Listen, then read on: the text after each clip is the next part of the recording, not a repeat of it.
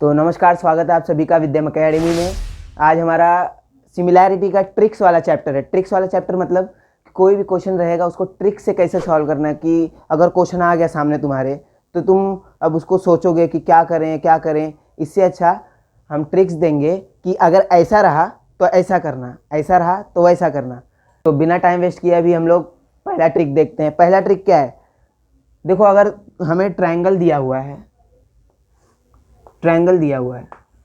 अगर ऐसा by chance आपको ऐसा ट्रायंगल दिया है जैसे ए बी सी डी, ऐसे ट्रायंगल दिया हुआ है, और या फिर ऐसे ट्रायंगल दिए हुए हैं, sorry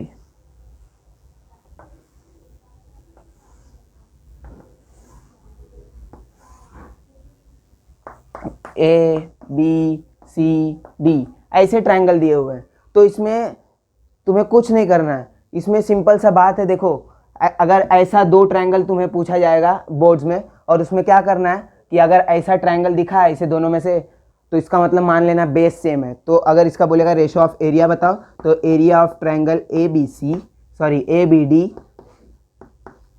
upon area of triangle B C D, base same है तो इसका रेशो क्या हो जाएगा h1 अपॉन h2, जो कि किसके बराबर होगा, इसके हाइट के और इसके हाइट के। अगर इसका हाइट हम लोग ने मान लिया e और इसका हाइट हम लोग ने मान लिया f, तो क्या हो जाएगा h1 क्या है ए ई अपॉन सी एफ। और ऐसे ही इसका भी यहाँ से हम लोग 90 डिग्री बनाएंगे, यहाँ से 90 डिग्री बनाएंगे, और वो हमारा हाइट हो जाएगा। तो इसका मतलब अगर ऐसा ट्रायंगल दिया है तो हम क्या करेंगे, बेस सेम है, इसका मतलब क्या है, बेस सेम है और हाइट अलग रहेगा, और हाइट का रेशो हमारा आंसर में आ जाएगा। तो अभी हम लोग सेकंड ट्रिक देखते हैं। अब सेकंड ट्रिक क्या है, सेकंड ट्रिक हाइट को लेके होगी। अगर हम लोग ने बेस का किया तो इसका मतलब हाइट का कैसे पहचाने। देखो अगर कोई भी ट्रायंगल दिया है, एक ही ट्रायंगल में दो ट्रायंगल बना के दिए तो इसका मतलब दोनों का हाइट सेम है। अगर ऐसा दिया है ए बी सी डी, ये दिया है, तो हमें सिंपली क्या करना है कि हम लोग देखते हैं area of triangle A B C और एरिया ऑफ ट्रायंगल, रेशो किसका, area of triangle A B C का और area of triangle A B D का अगर हम लोग ले लेते हैं तो क्या हो जाएगा। अगर हम लोग ये दोनों का रेशो ले रहे हैं, ये दोनों ट्रायंगल का, अगर ऐसा ट्रायंगल है तो इसका मतलब हाइट सेम होगा। h1 किसके बराबर होगा, h2 के बराबर होगा। हाइट सेम होगा, तो अगर हाइट सेम है तो इसका मतलब बेस अलग होगा, और बेस अलग हुआ तो ये क्या हो जाएगा, ए बी सी है ट्रायंगल, और इसका बेस क्या है B C upon A B D, और इसका बेस क्या है बी डी। तो जो एरिया ऑफ ट्रायंगल का रेशो होगा दोनों, वो दोनों बेस के रेशो के बराबर होगा। अब हम लोग तीसरा ट्रिक देखेंगे। तीसरा ट्रिक क्या है, तीसरा ट्रिक हमारा बीपीटी को लेकर है, बेवड़ा पिकेट हाइट। बीपीटी क्या है, देखो कभी भी ट्रायंगल दिया है और अगर कुछ बोला है कि पैरेलल का जिक्र आया है, तो कम से कम इतना माइंड में रखना कि अगर पैरेलल आया है तो बीपीटी, पैरेलल आया है तो बीपीटी। अगर समझ लो ये और ये पैरेलल दिया है, ये जो रहता है वो पैरेलल का साइन होता है।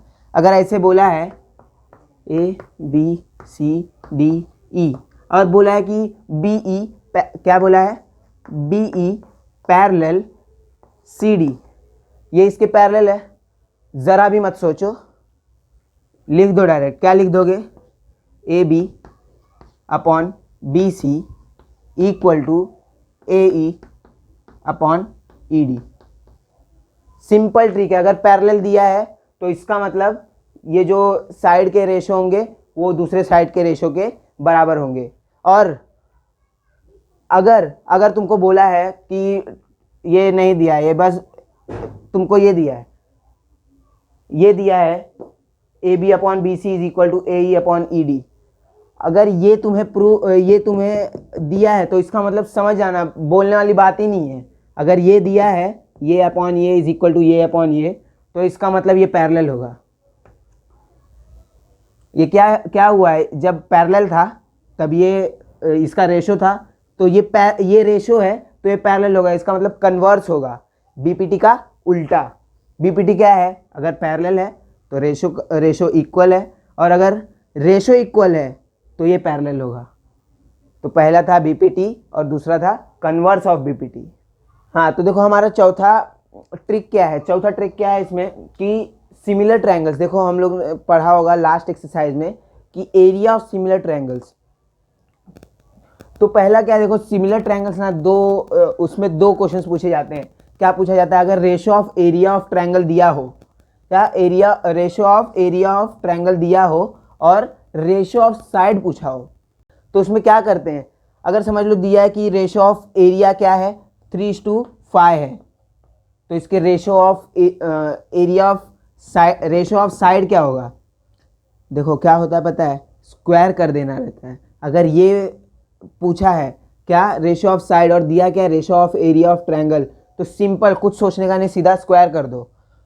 रेशो ऑफ एरिया दिया है तो इसका आंसर क्या आ जाएगा, रेशो ऑफ साइड का स्क्वायर कर दो, तो 3 का स्क्वायर 9 और 5 का स्क्वायर 25, ये आंसर आ जाएगा अपना। ऐसे ही सिंपल ऐसे ही करना है और कुछ नहीं करना। और दूसरा क्वेश्चन कैसे पूछता है कि रेशो ऑफ साइड्स दिया है, क्या दिया है, रेशो ऑफ साइड्स दिया है, और क्या पूछा क्या है, ratio of area of triangle. Ratio of area of triangle पूछा और दिया क्या है, रेशो ऑफ साइड। सिंपल कुछ सोचो मत, सीधा स्क्वायर रूट लगा दो। क्वेश्चन कैसे आएंगे कि the ratio of side of two similar triangles are 169:144, what is the area of ratio of triangle.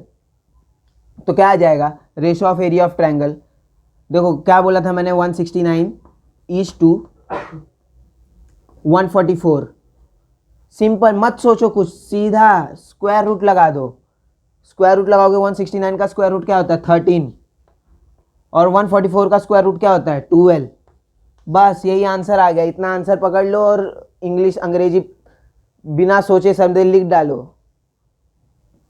हाँ देखो, रेशो ऑफ साइड एक बार और रिकैप कर लेते हैं। क्या, ratio of area of triangle दिया है और रेशो ऑफ साइड पूछा है, तो सिंपल स्क्वायर कर दो। और अगर रेशो ऑफ साइड दिया है और ratio of area of triangle पूछा है, स्क्वायर रूट लगा दो। देखो यहाँ पे स्क्वायर रूट लगाया, हम लोग का आंसर आ गया। ये नहीं कि जैसे ये लिखा है ऐसे लिख दो, ऐसे लिख दो कि गंवार समझेंगे तुमको। क्या करो, इंग्लिश लिखना पड़ता है यार, कि अगर रेशो ऑफ एरिया ऑफ ये इज इक्वल टू ये, तो फिर हमारा फॉर्मूला था, क्या था, ratio of area of two triangles is equal to square of the sides, square of the corresponding sides. Corresponding sides का क्या रहेगा, स्क्वायर रहेगा। तो वही देखो, अगर ये रेशो ऑफ एरिया है तो करस्पॉन्डिंग साइड का क्या हो जाता है, वो किसके बराबर होता है, ratio of corresponding square of corresponding side. तो ratio of square of corresponding side, तो ये आंसर आ जाएगा। तो तुमको लिखना पड़ेगा, वो डायरेक्ट तुम लोग ऐसे लिख दोगे तो नहीं चलेगा। तो यही हमारे 4 ट्रिक्स थे जो कि सिमिलैरिटी चैप्टर में है। ये सब प्रैक्टिस करो और सॉल्व करने की कोशिश करो, बराबर सॉल्व होंगे। और हमारे टेलीग्राम पे जाइए, टेलीग्राम पे आपको क्वेश्चन बैंक मिलेंगे, वो क्वेश्चन सॉल्व किए, कम से कम 40 से 50 क्वेश्चंस रहेंगे, वो आप लोग सॉल्व किए, आपका सिमिलैरिटी समझ लो कभी करने का ये करना ही नहीं पड़ेगा। डायरेक्ट तुम लोग एक बार रिवाइज करोगे, तुम्हारा सारा सिमिलैरिटी का चैप्टर होने लगेगा। तो टेलीग्राम डिस्क्रिप्शन में दिया है, टेलीग्राम पे जाओ और ज्वाइन हो टेलीग्राम ग्रुप में, और वहाँ पे आपको सिमिलैरिटी के क्वेश्चन बैंक मिलेंगे और उसे सॉल्व करो, सारे क्वेश्चन सॉल्व करो। अच्छे अच्छे क्वेश्चंस हैं, सॉल्व करोगे तुम्हारा सारा डाउट्स खत्म हो जाएगा, और सारे ट्रिक्स इसी के ऊपर बेस्ड है।